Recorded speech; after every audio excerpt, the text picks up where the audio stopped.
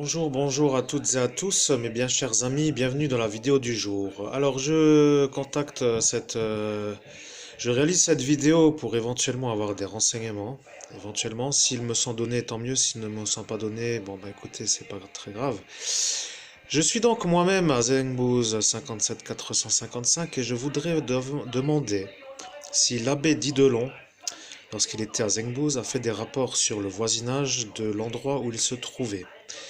Car voici mon problème. Depuis que j'ai nouveau mis un crucifix à la fenêtre, je n'ai plus mon chakra du cœur qui se comprime à chaque fois que je passe dans le champ de vision d'un des potentiels sorciers qui m'environnerait, ou plutôt qui m'environne, parce que c'est vrai que depuis que j'ai mis ce crucifix à la fenêtre, je n'ai plus de compression au niveau du chakra du cœur. Sensation très désagréable, puisqu'il me comprime le chakra, et le chakra du cœur est le chakra qui fait le lien entre les mondes supérieurs et inférieurs au niveau des chakras, il est en plein milieu. C'est-à-dire que pour avoir un cœur ouvert, pour avoir de l'amour, de la compassion, pour rayonner une bonne énergie, il faut émettre la bodhisattva dans le chakra du cœur et pour la distribuer.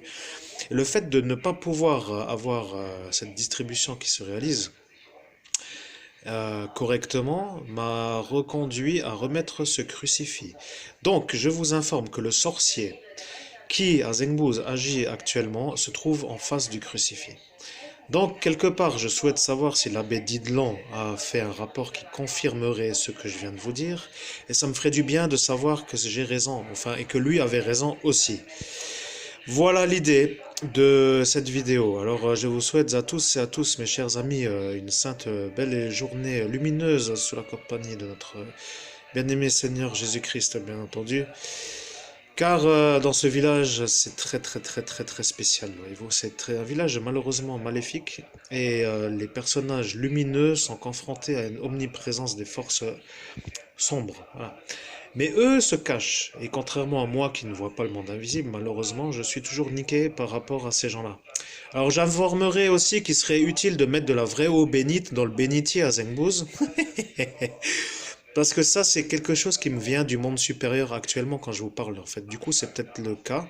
Il y a peut-être un problème avec l'eau bénite. Alors, c'est pas à moi d'aller mettre de l'eau bénite à Zengbuz dans l'église, n'est-ce pas? Mais éventuellement, vérifiez voir si c'est vraiment de la vraie eau bénite. Ça serait parfait. Merci beaucoup à toutes et à tous. Belle et lumineuse journée. Merci. À bientôt.